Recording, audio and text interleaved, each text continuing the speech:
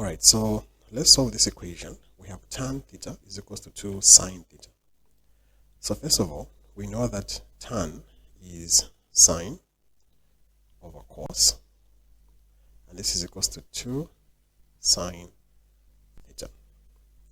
So if I cross multiply here, this will give me sine theta is equals to 2 sine theta cos theta, like that.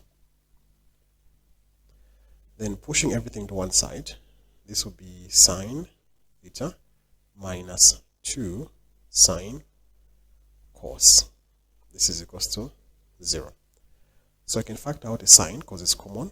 So factor out sine. I'll remain with 1 minus 2 cos. And this is equals to 0. So now the first equation is sine theta is equals to 0. The second equation,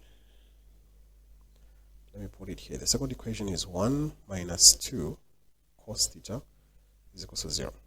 So this is negative 2 cos theta is equals to negative 1. Then if I divide both sides by negative 2, this means that cos theta is equals to negative 1 over negative 2, which is just half, like that. So for the first equation, I can say theta is equals to the sine inverse of 0. Now the sine inverse of 0 is simply 0 or 180. Then when we come to the cos, first of all, let's find the reference angle. So the reference angle, allow me to use phi to make much more sense, like that. So I'll say cos phi is equals to half. So phi is equals to the cos inverse of half.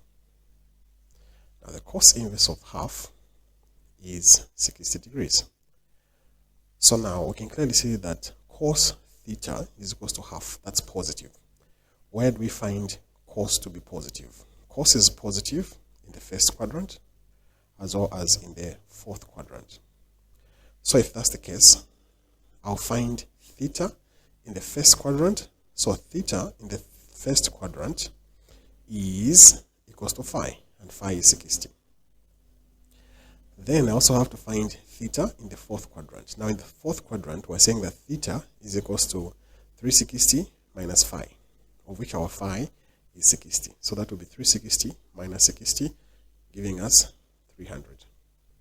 So the solution set, theta is equals to 0, 60, 180, and 300.